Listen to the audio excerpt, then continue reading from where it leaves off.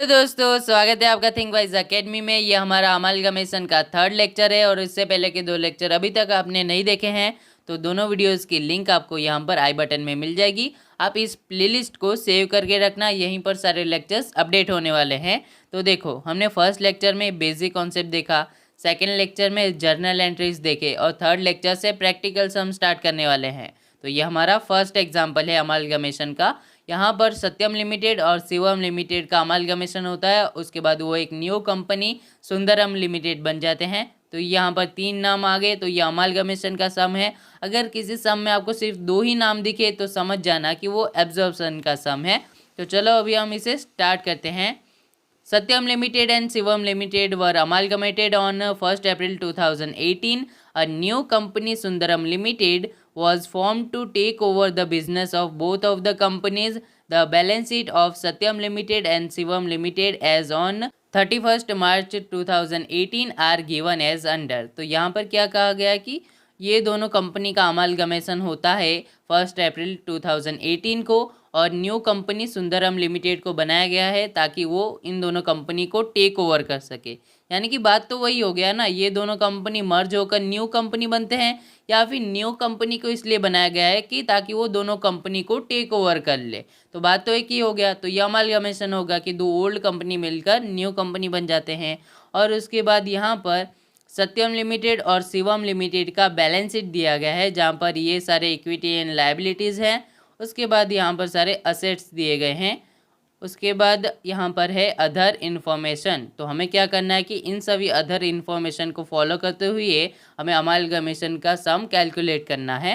तो हमारा first information है preference share holder of Satyam limited and Shivam limited will receive same number of 16% preference share of ₹100 each in Sundaram limited.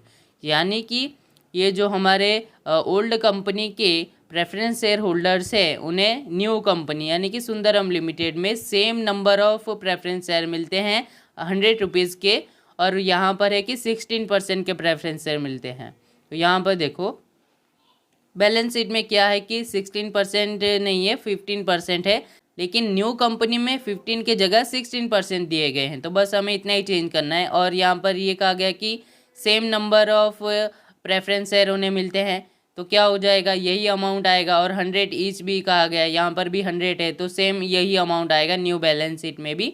लेकिन आप क्या करोगे कि देखो आप कितने शेयर है वो ना अकाउंट कर सकते हो। जैसे कि ये शेयर कैपिटल है, preference share capital 12 lakh divided by एक शेयर का अमाउंट है 100, तो हमें मिल जाएगा कितना, 12,000 नंबर ऑफ शेयर्स है, इतने शेयर हैं। और क्या होता है कि सेम नंबर ऑफ शेयर मिलते हैं न्यू बैलेंस शीट में, यानी कि यहाँ पर 12,000 है तो न्यू बैलेंस शीट में भी 12,000 आ जाएंगे।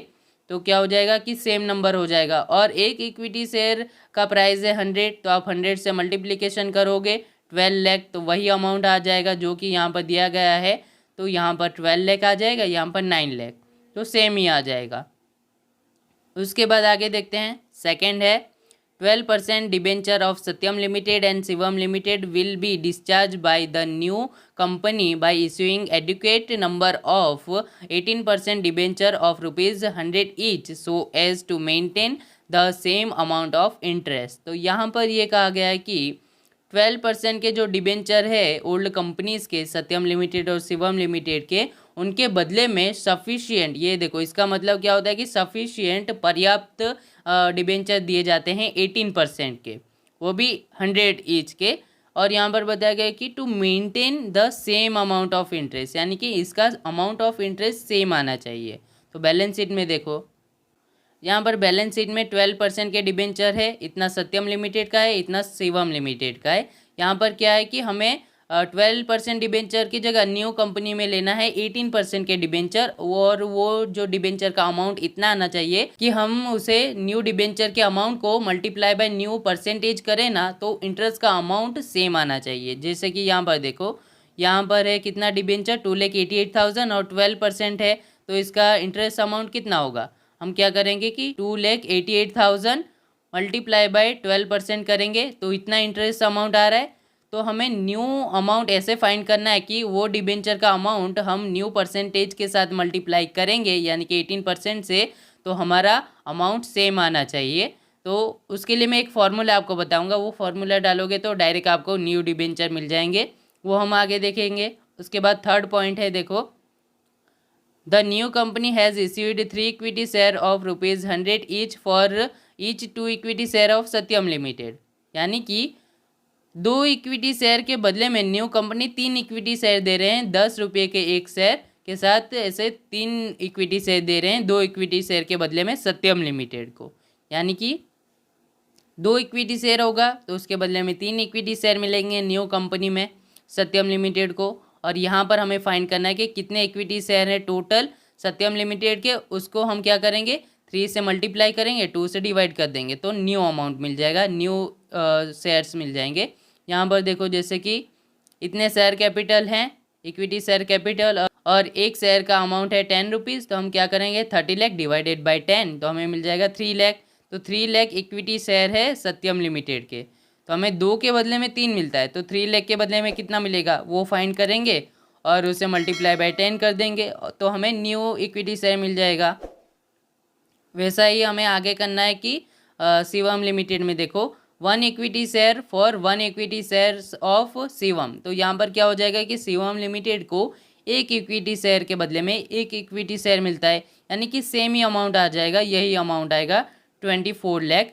कैसे आता है वो भी मैं समझा देता हूँ। चलो इसका ना नंबर ऑफ शेयर फाइंड करेंगे तो क्या हो जाएगा 24 लाख डिवाइडेड बाई 10 तो क्या हो जाएगा 2,40,000, और 2,40,000 इतना ही शेयर न्यू कंपनी में मिलेगा क्योंकि एक के बदले में एक मिलता है, तो 2,40,000 के बदले में कितना मिलेगा 2,40,000 इक्विटी शेयर मिलेंगे न्यू कंपनी में। तो क्या हो जाएगा कि यही अमाउंट आ गया, और एक शेयर का कितना अमाउंट है ₹10, तो इसको मल्टीप्लाई करेंगे तो फिर से सेम ही अमाउंट आ गया ना, यही अमाउंट आ गया, तो आप डायरेक्ट ये अमाउंट भी लिख सकते हो। ये हो गया हमारा। उसके बाद फोर्थ पॉइंट देखो, statutory reserve is to be maintain for 3 more years। तो यहाँ पर देखो स्टैट्यूटरी रिजर्व को मेंटेन करना है 3 years के लिए, तो ये परचेज में काम आएगा। इसका क्या एंट्री आता है परचेज में कि अमालगमेशन एडजस्टमेंट अकाउंट डेबिट, और जितने भी रिजर्व होंगे हमारे स्टैट्यूटरी रिजर्व वो यहाँ पर क्रेडिट हो जाएंगे। जैसे कि यहाँ पर क्या है रिवैल्यूएशन रिजर्व अकाउंट, ये क्रेडिट हो जाएगा, एक्सपोर्ट प्रॉफिट रिजर्व अकाउंट ये भी क्रेडिट हो जाएगा। तो ये एंट्री ना हमारा आता है परचेज मेथड में। अगर परचेज मेथड से हम कैलकुलेट करेंगे तो उसकी ये एंट्री आएगी। हम देखो परचेज मेथड में बेसिकली क्या होता है कि न्यू रिजर्व ही लिए जाते हैं, ओल्ड रिजर्व को नहीं लिया जाता, बट यहाँ पर मेंटेन करने को कहा है तो हमें उसे ये एंट्री देना होगा, तो उसे भी हम न्यू बैलेंस शीट में बताएंगे, इसके लिए वो एंट्री आता है। उसके बाद आगे देखते हैं, prepare the balance sheet of Sundaram limited, यानी कि न्यू बैलेंस शीट बनाना है हमें न्यू कंपनी के लिए as per company act 2013 after in assumption of amalgamation is in nature of purchase. तो यहाँ पर हमें पहले ही बता दिया है कि नेचर ऑफ परचेज से हमें कैलकुलेट करना है। तो देखो यहाँ पर 3 केस आ सकते हैं, आपको बताया होगा कि नेचर ऑफ परचेज से करो तो आप नेचर ऑफ परचेज से कर देना, अगर बताया कि नेचर ऑफ मर्जर से करो तो नेचर ऑफ मर्जर से कैलकुलेट कर देना, अगर दोनों ही कहा गया कि in the nature of merger in the nature of purchase दोनों में कैलकुलेट करना है तो आप दोनों में कर सकते हो।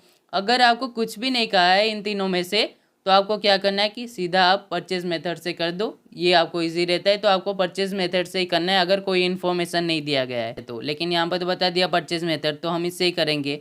और आगे है कि pass the opening journal entries in the books of Sundaram limited. तो सुंदरम लिमिटेड कौन है, न्यू कंपनी है, तो हम परचेजिंग कंपनी के बुक्स में जर्नल एंट्रीज करेंगे।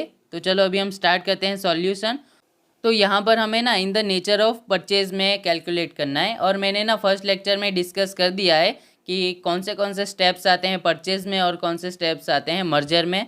तो परचेज में हमारा फर्स्ट स्टेप आता है परचेज कंसिडरेशन, यानी कि हमें दोनों ओल्ड कंपनीज के परचेज प्राइस को फाइंड करना है कि न्यू कंपनी उन्हें कितने इक्विटी शेयर्स दे रहे हैं, कितने प्रेफरेंस शेयर्स दे रहे हैं, कितने कैश में पेमेंट कर रहे हैं। लेकिन यहाँ पर तो कोई कैश में पेमेंट नहीं है तो इक्विटी शेयर और प्रेफरेंस शेयर फाइंड कर देंगे। तो यहाँ पर देखो सत्यम लिमिटेड, यहाँ पर लिख दिया हमने शिवम लिमिटेड। अभी हम देखते हैं कि इक्विटी शेयर के बारे में। तो ये थर्ड इन्फॉर्मेशन था हमारा कि सत्यम लिमिटेड को 2 इक्विटी शेयर के बदले में 3 इक्विटी शेयर मिलते हैं ₹10 के। तो यहाँ पर क्या हो जाएगा 2 के बदले में 3 मिलते हैं। वैसे यहाँ पर कितने इक्विटी शेयर हैं, तो यहाँ पर देखो 30 लाख इक्विटी शेयर्स हैं और एक शेयर का अमाउंट है ₹10। तो 30 लाख डिवाइडेड बाई 10 करेंगे तो 3 लाख आ जाएगा। तो हमें क्या फाइंड करना है कि 2 इक्विटी शेयर के बदले में 3 इक्विटी शेयर मिलते हैं, तो 3 लैक्स के बदले में कितने मिलेंगे। क्रॉस मल्टीप्लिकेशन हम करेंगे 3 lakhs multiply by 3 divided by 2, तो ये अमाउंट आ जाता है 4,50,000।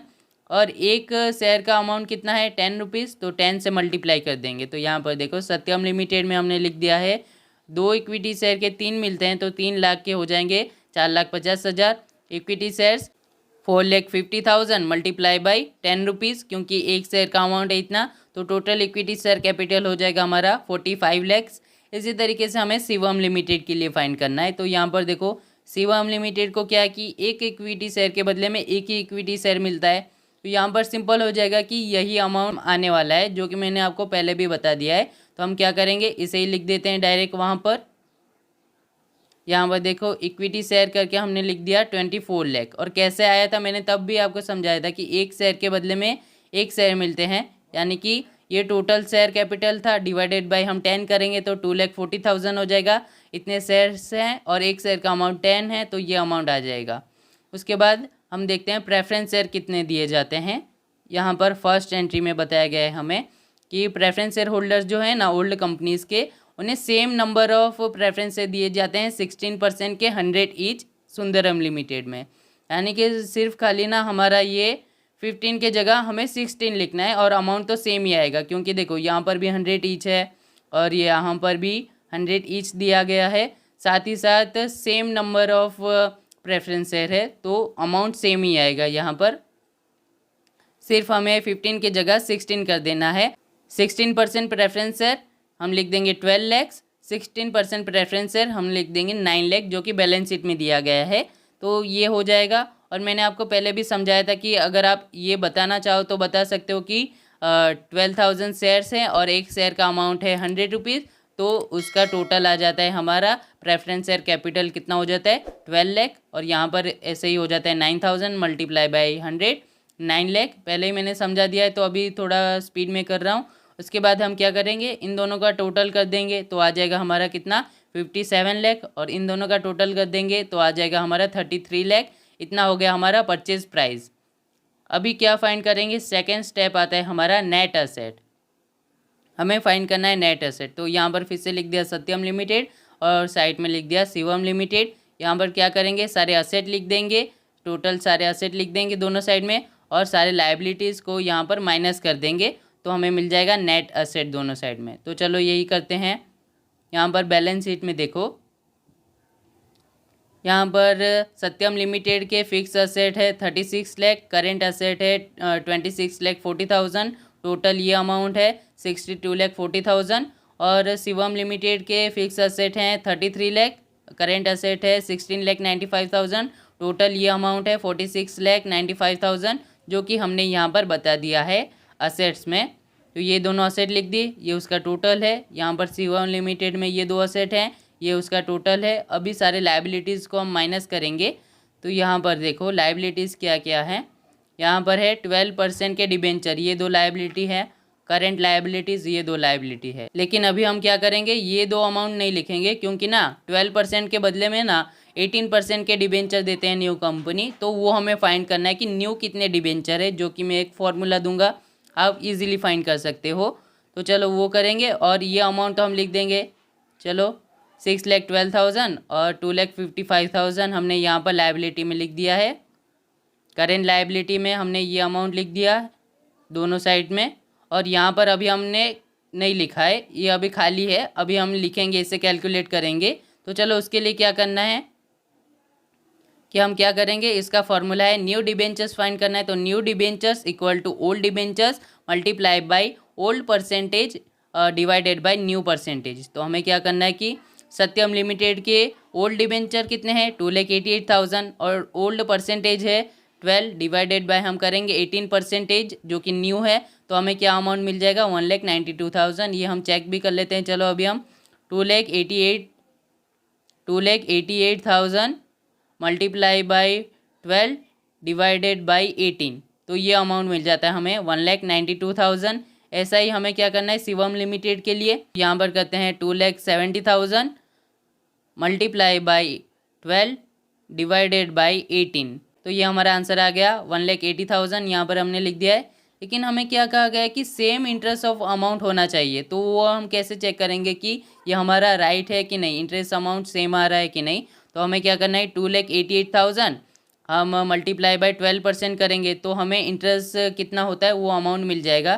तो 2,88,000 मल्टीप्लाई बाई 12%, तो देखो इतना अमाउंट आता है हमारा इंटरेस्ट का। तो न्यू डिबेंचर को जब हम न्यू परसेंटेज के साथ मल्टीप्लिकेशन करेंगे तो यही इंटरेस्ट अमाउंट आना चाहिए 34,560। क्या यही आता है कि नहीं वो चेक कर लेते हैं। 1,92,000 मल्टीप्लाई बाई 18%, तो यहाँ पर देखो सेम अमाउंट आ चुका है। तो ये हमने जो फाइंड किया है वो एकदम राइट है, हमें पता चल गया। तो आपको क्या करना है कि आप इसे भी चेक कर सकते हो ये करेक्ट आया कि नहीं है। ये हमें पता है कि ये करेक्ट है, तो हम क्या करेंगे, यहाँ पर लायबिलिटी में लिख देंगे 18% डिबेंचर 1,92,000, यहाँ पर लिख देंगे 1,80,000। और इसे मैंने ब्रैकेट में क्यों लिखा है कि क्योंकि ये अमाउंट हम माइनस करने वाले हैं असेट में से, इसके लिए मैंने यहाँ पर ब्रैकेट में लिखा है। तो हम क्या करेंगे, इस अमाउंट में से ये दो अमाउंट माइनस करेंगे तो हमारा नेट असेट आ जाएगा 54,36,000, और यहाँ पर टोटल असेट में से ये दो अमाउंट माइनस कर देंगे तो हमारा आंसर आ जाएगा 42,60,000। तो नेट असेट यहाँ पर हमारा हो चुका है।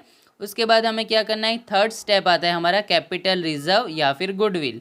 हमें यहाँ पर क्या करना है कि परचेज कंसिडरेशन में से नेट एसेट को माइनस करना है, प्लस में आंसर आया तो गुडविल, माइनस में आंसर आया तो कैपिटल रिजर्व, ऐसा होता है। तो फर्स्ट स्टेप में से सेकंड स्टेप माइनस करना होता है। यहाँ पर देखो हमारा सत्यम लिमिटेड में फर्स्ट स्टेप में क्या आया था, परचेज प्राइस 57 लाख, और यहाँ पर नेट एसेट आया था हमारा 54,36,000। तो हम 57 लाख में से 54,36,000 माइनस करेंगे तो गुडविल आएगा, क्योंकि प्लस में अमाउंट आ रहा है 2,64,000। ये हमारा गुडविल, यानी कि ये हमारे लिए कंपनी के लिए लॉस होता है क्योंकि हमने ज़्यादा पेमेंट कर दिया, परचेज कंसिडरेशन हमारा ज़्यादा हो गया, जबकि कंपनी की वैल्यू कम थी, हमने ज़्यादा पेमेंट किया, ये लॉस हुआ हमारे लिए। वैसा ही सीमम लिमिटेड के लिए भी करेंगे। यहाँ पर क्या होता है कि 33 लाख हमारा फर्स्ट स्टेप में आया था आंसर परचेज प्राइस, और नेट एसेट है उसका कितना 42,60,000, ये हम उसमें से माइनस करेंगे।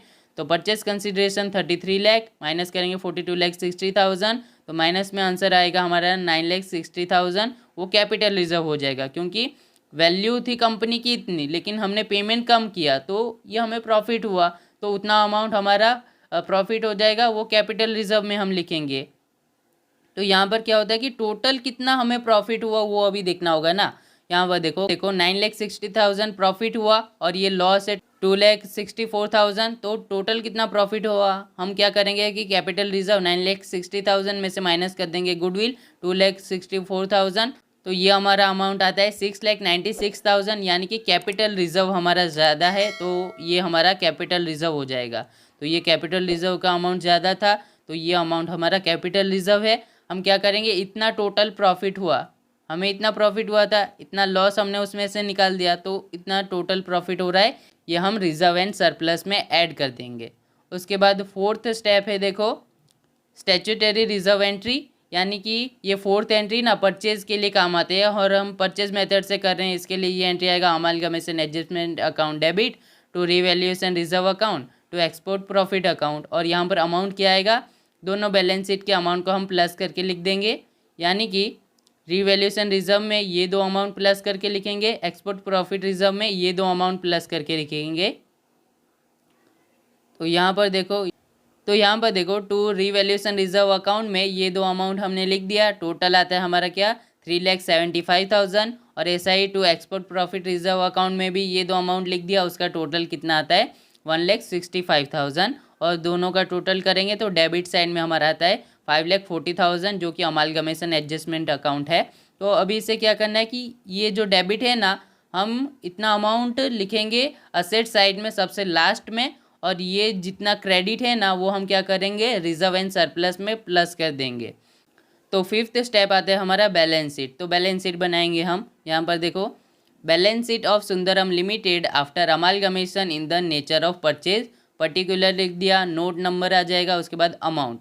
यहाँ पर हम क्या करेंगे, जैसा ओल्ड बैलेंस शीट था ना वैसा ही न्यू बैलेंस शीट बनेगा, खाली यहाँ पर दोनों के अमाउंट को प्लस करके यहाँ पर लिख देना है। तो देखो सबसे पहले तो इक्विटी शेयर्स जो है ना वो दोनों हमने जो न्यू कंपनी के लिए फाइंड किया था वो दो अमाउंट प्लस करके यहाँ पर लिख देंगे, और 16% प्रेफरेंस शेयर वो दो अमाउंट यहाँ पर हम प्लस करके लिख देंगे, जो कि हमने यहाँ पर फाइंड किया है। देखो ये दोनों को हम प्लस करके इक्विटी शेयर में लिखेंगे, ये दोनों अमाउंट को प्लस करके हम प्रेफरेंस शेयर में लिखेंगे, जो कि हमने वहाँ पर लिख दिया है।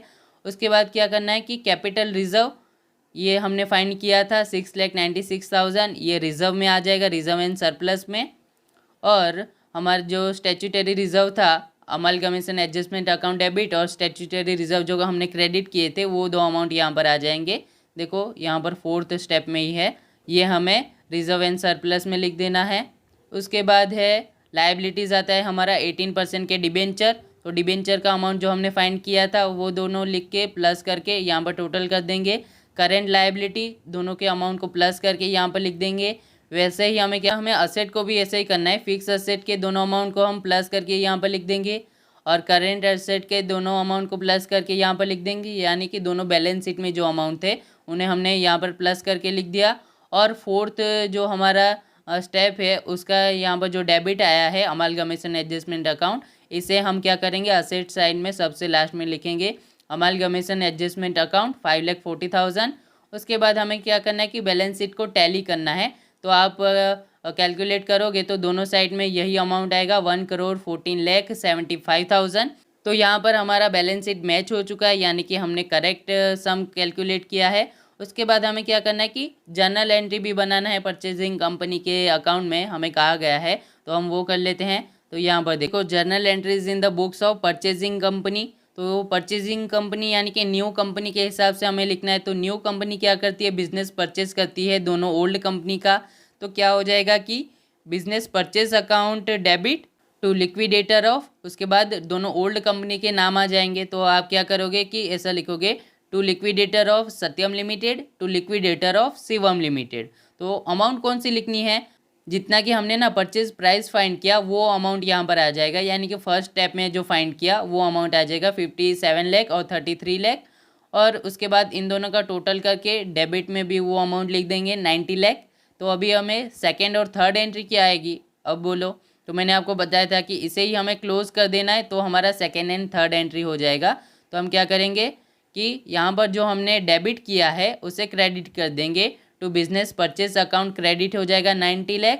उसके बाद सारे असेट्स को हमें डेबिट करना है, सारे लायबिलिटीज़ को हमें क्या करना है, क्रेडिट करना है। और हमारा डेबिट साइड में डिफरेंस आया तो गुडविल हो जाएगा, और क्रेडिट साइड में डिफरेंस आया तो कैपिटल रिजर्व आ जाएगा। तो हमें पता है कि क्रेडिट साइड में ही आने वाला है, क्योंकि कैपिटल रिजर्व हमने थर्ड स्टेप में फाइंड किया था। आपको क्या करना है कि देखो जितने भी असेट हैं उसे डेबिट करना है। तो असेट का अमाउंट कितना है, ये दो फिक्स असेट है हमारे ये अमाउंट, और करेंट असेट का है ये अमाउंट, तो हमें इसे डेबिट कर देना है। यहाँ पर देखो fix asset debit 66 lakh, current asset account debit 43,35,000, ये हो गया।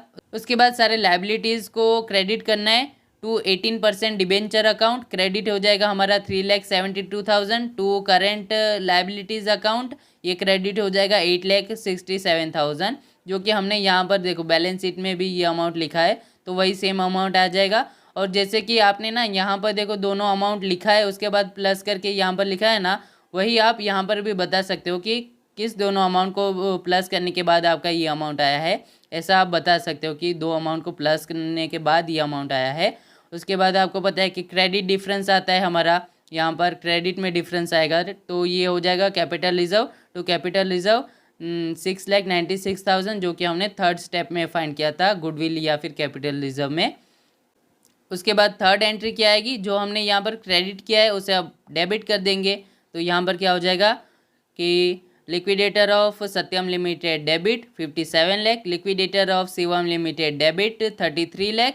और यहाँ पर हमें क्रेडिट क्या करना है कि जितना हमने ना पेमेंट किया ना, जितना इक्विटी शेयर कैपिटल, जितना प्रेफरेंस शेयर कैपिटल या फिर कैश में अमाउंट दिया वो लिखना है। यहाँ पर कैश में तो हमने कुछ दिया ही नहीं है, तो हम क्या करेंगे, to equity share capital account credit कर देंगे, to preference share capital account credit कर देंगे, और उसका अमाउंट लिख देंगे हम, ये है 69 लाख, यह है 21 लाख, जो कि हमने बैलेंस शीट में सबसे पहले बताया है। उसके बाद देखो, उसके बाद फोर्थ एंट्री जो है हमने पहले ही ये फोर्थ स्टेप में कर दिया है, तो यहाँ पर नहीं करोगे तो भी चलेगा, लेकिन मैंने फिर से यहाँ पर बता दिया है amalgamation adjustment account debit 5,40,000, to revaluation reserve account 3,75,000, to export profit reserve account 1,65,000। तो यहाँ पर हमारा जर्नल एंट्रीज भी खत्म हो चुका है, बैलेंस शीट तो हमने पहले ही कर लिया है।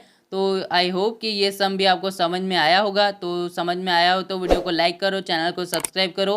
अगर समझ में नहीं आया तो डाउट क्या है आप कमेंट कर देना, मैं उसका ज़रूर से रिप्लाई करूँगा। अपने फ्रेंड्स के साथ इस वीडियो को शेयर करना, चैनल को शेयर करना, और साथ ही साथ व्हाट्सएप चैनल को फॉलो नहीं किया है तो उसकी लिंक डिस्क्रिप्शन बॉक्स में मिल जाएगी, उससे फॉलो कर लेना। वहाँ पर आपको आपके सेमेस्टर से रिलेटेड सारी इन्फॉर्मेशन सबसे पहले मिलेगी, तो उसे ज़रूर से फॉलो कर लेना। Thank you.